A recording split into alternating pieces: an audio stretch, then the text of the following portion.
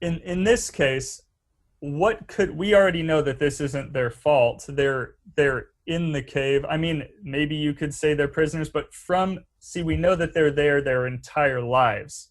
And there's no way someone could be a prisoner their entire life and have that be just, considering they would have had to have done something to get in prison. So if they've always been there their entire life, this is, remember, just an analogy, so it doesn't actually matter what we're saying here. But hypothetically, that if that's not their fault or their error, then what is their error? Their error is not understanding what is what.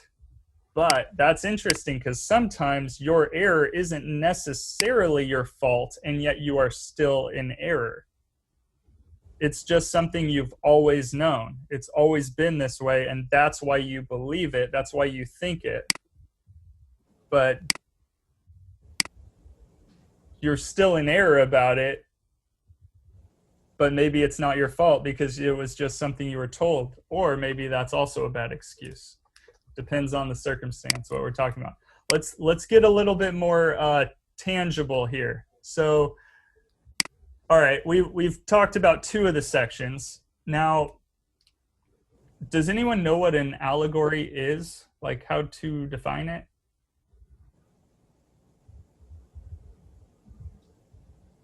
Reference. Okay. Anything else?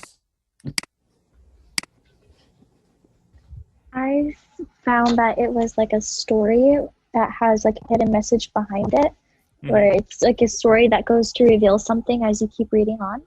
Yeah, that's good. It's definitely a story, and just like you said. Okay, here, let me give you something simpler. What's a metaphor?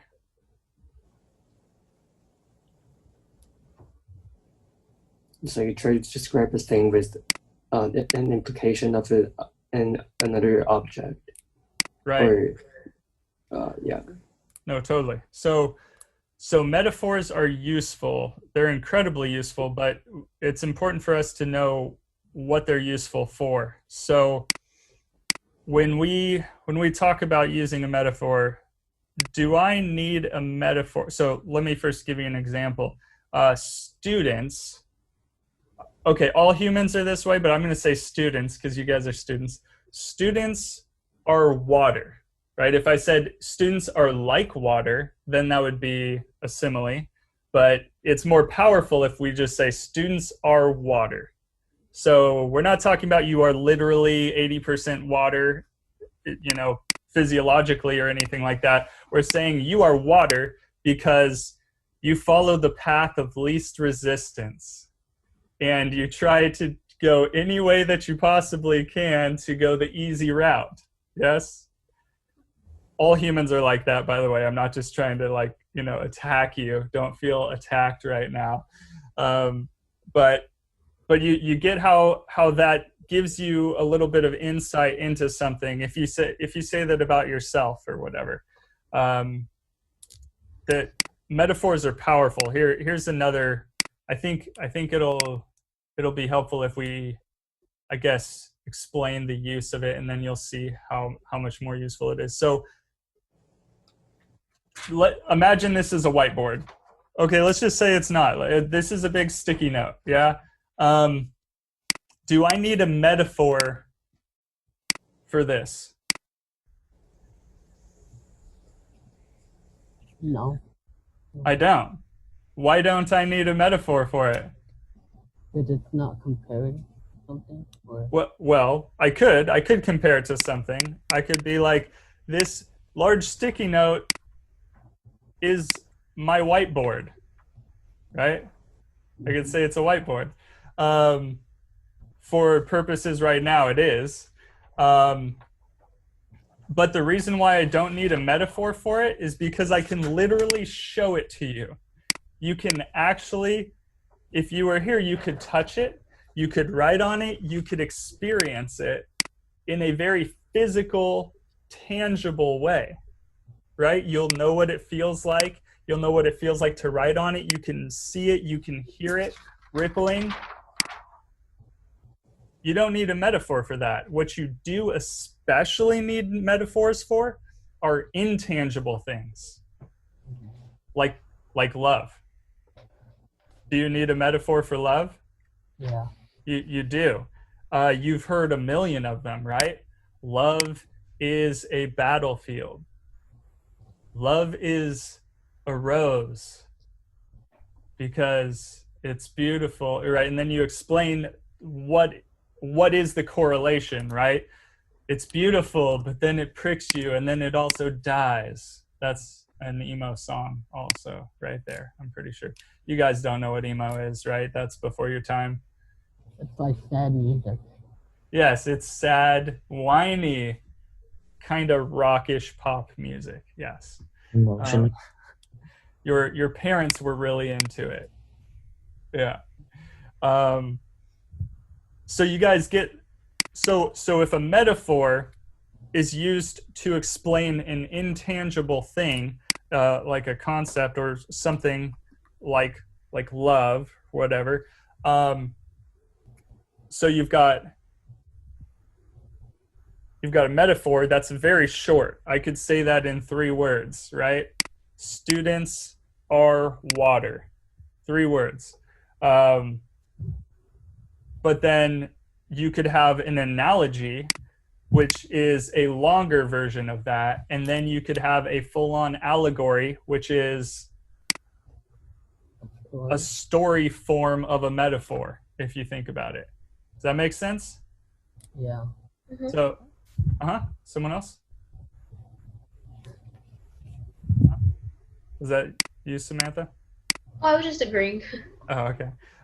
So yeah, that's probably the clearest way that I can articulate it, that it's an allegory is just a story form of a metaphor. And whoever was it, Madison, I think you had a definition of it already, and it was great. That was perfect. The only reason why I bring my wording to it is because now we've got the idea that it's something that's used to explain an intangible thing, right? Mm-hmm. So what is the intangible thing that this is, the thing that you can't touch, but you need a physical representation of it, a physical representation to understand what it's saying. What is this saying? Yeah. Sometimes there's a shadow. Okay. Sometimes you're staring at shadows. Is that what you said? Yeah. Yeah. Okay. Well, that's still in the metaphor, though. What does that mean? This is where you interpret and give us application, guys. What do you think? Who had an interpretation for this? That sometimes we don't see things as they truly are. Okay. Or sometimes you're blinded by what you don't know. Mm-hmm. Or maybe I think like sometimes because we are too used to the environment we have lived in for a long time, so we could be blind to new possibilities or to accept new concepts. So I think the chains are like invisible chains that hold us back when it comes to realizing or accepting new ideas. Dude, you guys are rad. Like, how many things you got. I wish you guys would write all that stuff down, or you probably already did in your or maybe you didn't, because I kind of told you not to do that. But you guys pulled from like a whole bunch of different elements of this, and those are all like really good applications for this. Exactly. And they were all different too. You guys had different components. That was cool. Okay, so what are some of the straight up concepts that bridge the whole thing? So I think someone said earlier enlightenment, right? Yeah, like from here to here. So enlightenment. Chains, so freedom, right? Freedom's another one. And those two things, notice, are like topics, and what you guys said fits into that as more details of like what to do with it. So let me know, what do you guys think? Where are you at?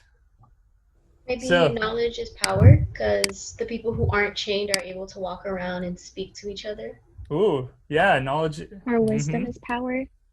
Yeah, that's good. You Or kind of need it. Uh-huh. sometimes you don't know, and like sometimes you don't see it, things there, quite frankly, but it's actually there. Your mind just doesn't see it the way you need to see it. Right. Good stuff, guys. Yeah. All right. Tell me where you're at, though. Where you are. You. Are you here? Are you here? Or are you here? What do I you feel think? like I'm part of the enlightenment. Okay, so you would say you're right here, Anton. Yeah. Or maybe you're walking around looking at the sun. Yeah? I feel like I'm just I'm looking inside of the water to see Oh, okay. the answer. All right. Cool. Anyone else?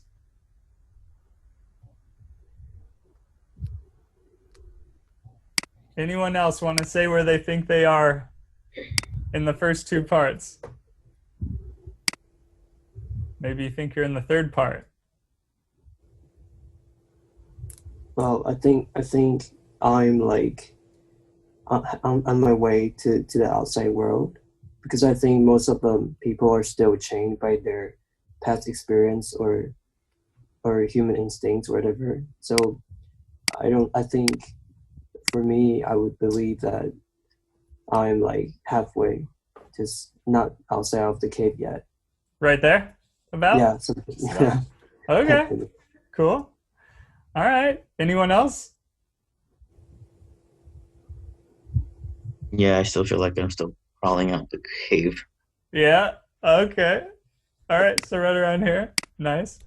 Anyone else? I did another one that I feel like I'm part of. Oh, yeah? Feel like I'm part of like the shadows, just looking at my inner shadow and seeing what it is or what I'm looking for. Oh, you're getting too deep with it, dude. That's like poetic. You should check out that emo music we were talking about also. All right, so this is good right here. Let's run this by. Remember the whole pyramid thing, and we're talking about like applying it to like different circumstances. So this is weird. Does anyone think this ever happened? Was this a real thing that Socrates was talking about? I He's think like- it could have been a little bit of a reality, but then it could have been an illusion at the same time. Yeah, so does anyone else think that this could have possibly ever happened? Like literally. Yeah, like literally. Yeah. All right, so remember, they're in a cave their entire lives, sitting, staring at a wall. Do you think this is actually possible to survive like this? Could someone really stay alive in this state without UVA, UVB rays from the sun, without any stimulation other than shadows on a wall, like rotting in a cave I don't think they'll be able to survive. I mean, for like 20 years? I mean, like I heard stories that some kidnappers keep their kidnapped children underground and raise them to serve their purpose. So I think it's kind of similar to this, isn't it? Okay, Zach, that was actually a really good point. Yeah. Okay, so that does happen. This is a straight up experiment, though. I would say this looks like an experiment, and we didn't even. It's unfair to say that like time, or I guess the history of humans has gone smoothly in the direction of progress, but we didn't really even start thinking about experimentation properly until like the 1500s when Sir Robert Boyle invented the vacuum pump. and then we were able to like test like the rates that things fall in a real way, not just like dropping it off of Tower of Pisa or something. So like this looks like a controlled experiment. There's no way this is real, though. That was a good point. There's probably something that could resemble it, but to just like actually try and make people think that this is reality kind of thing, it seems so incredibly diabolical, like one of those crazy conspiracy theory like science, I guess, like government experiment things that you've heard of, right? There are weird ones. Like there's one where babies are never communicated with. All they do is change the baby and feed the baby, but they never talk to them. Oh, Anyone ever hear that experiment? So there's no name to the experiment. There's no other information whose government did it, and yet there's video footage of it. Like you can find the footage on YouTube. It's not fake. It's actually real footage. You know what happened to the babies that didn't get any like interaction? Does anyone know? They kill themselves. Well, I mean, they're babies, so they can't really kill themselves, but they did die, like after a month. They did start dying rapidly. they didn't get the cure that they needed. Babies need stimulation, like humans need stimulation, especially at that age. So I think the purpose of the experiment was supposed to be trying to get people to make up a language, see if humans could invent a language just naturally like that, and that, yeah, so that didn't work. But so we've got this really weird analogy here, or allegory, and the whole reason why I keep pointing to that is, do we have anything now that we could say is similar to this? I don't want to go in the wrong route, but I feel like some people who feel like really bad about themselves, it would be like a comparison to that kind of thing, to Plato's cave. Could they're condemned in something that they feel like, this is not. Well, so yeah, sure. Focus more though on the actual cave element, like this whole situation where someone is thinking something is reality and it's not. Is there anything that you see that is comparable? Because what I'm saying is Socrates, through Plato writing it out, took him 14 lines to make this like actual, just so that Glaucon could be like, I see. Is there anything we could point to today that would be so much easier than having to elaborate on this weird situation in 14 lines? Little kid? Maybe.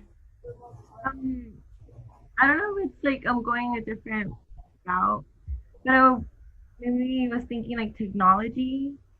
I feel like we're so concentrated on our phones or what's going on in social media that, for example, like the fire, like there could be something behind us, but we're like so changed to having like something on our screens or things like that, that we need to look up to reality, maybe enlighten ourselves a little with what's going on around us, our family or our jobs. I don't know, something like that.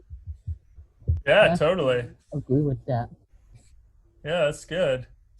Because sometimes technology can take over us, and sometimes we don't know. We don't spend time with the people around us because we're all on our phones and all that. Right. Technology. Yeah, totally. So I know that they don't have this anymore, but if I just draw a square in a square, you're not going to know what it is, right? So what's this? Camera. Couch. A camera? Damn, I am horrible at this. Yeah, a couch, right? This is like a lazy boy. See the little thing? Yeah. And then this is a TV. Yeah. I mean, we could just go much simpler and be like, this is a phone. Right? Because no one just sits and watches TV anymore. Even my niece will be sitting on the couch watching something, and she'll just be on her phone too. While we're watching the thing, and she'll just be sitting on her phone. She'll be saying that she's watching the show with us, but she's also doing something on Snapchat or whatever. So like, oh my God. yeah. So yeah, a lot of people. It's not just kids. It's I have horse trails next to my house, and so there's these like cowboy vaquero guys, you know, rolling around. Some of them are like doing their lassos on their horses and stuff, and then others are just sitting there on their phone while they're riding their horse. It's crazy. So like, I mean, we're very attached to these things, right? Mm-hmm. Isn't this so much easier? Plato had to lay out this really long thing, and all we have to do is be like, oh yeah, dude, I have a phone. Like, it's like this. Hey guys, what if you just never looked away from your phone? Okay, so where are we though? Where are we on that scale of in the cave, right? Let's talk about that for a second. So there's a couple of things that I pointed to that were just overall themes of, let's say, like freedom and what was the other one? Enlightenment. So and change. And chains. Well, we're talking. We had TV here. What's like a popular show? Any popular shows with the kids these days? Oh. Huh? I like The Office. Okay, so that's fair. That's a great show. But okay, who could name 5 characters off of The Office? Michael Scott. Okay, no one else talk though. Stephanie's gonna do it all by herself. You just volunteered. All right, so tell me 5 characters' names. Yeah, go. Keep going. Michael Scott, Andrew Bernard, Pam Beasley, Angela. I forgot her last name. That's fine. Oscar Martinez. And Oscar. Wow. Kevin. Dwight Schrute. Right, exactly. Who else could have done that? So like do the little raise your hand thing for The Office specifically. Who else could have named at least 5 people? I mean, she actually picked hard. Yeah, see, like, there we go. That was a good one, The Office. Yeah, Madison, was that you? Thank you for that one. A lot of times I don't pick the right show. I'm always like picking something that's kind of also a slap in the face, like you guys probably watch Riverdale or something like that, you know. And so then it gets into this awkward thing where where the students are like, are you despising us right now or something? I'm not. I'm not. Just yeah, so you could do that. You could name 5 of those characters, and if you couldn't for that show, you could at least do it for another show, for sure. I think I know another show that has the same amount of characters.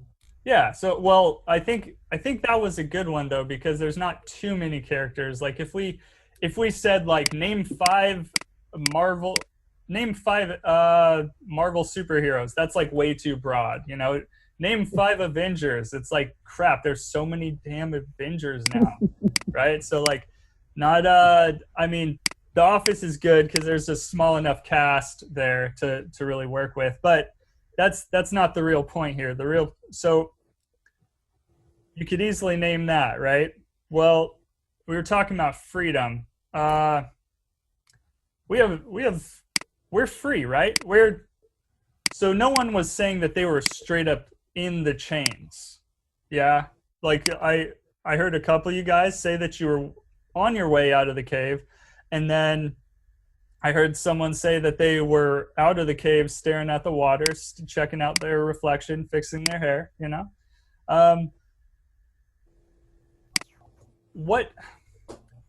how do we look at freedom like here? So I can walk down the street and do whatever I want pretty much, right? We're like the freest country in the world. I could walk over to someone's baby and drop kick it. Yeah? Wait, can I do that? No. No. You guys are like, and you keep bringing this up. It's really weird. We're starting to think there's a problem with you. No, there is a problem with me, but it's not that. I'm using that because it's supposed to startle you and you're like, oh, wait, no, you can't do everything or whatever. How do we know what we are able to do with Whether our it's freedom? right or wrong. Huh? Whether it's right or wrong. How do we know if it's right or wrong? Laws that we follow. The law, yeah. Ah, there we go. We have laws. Constitution. There we go. We don't just have open freedom. We have we live in a democratic republic, and we have a constitution which has our laws in it. Okay, so First Amendment. You have 5 rights according to the First Amendment. Who can name all 5 of those rights? Don't start yet. You can only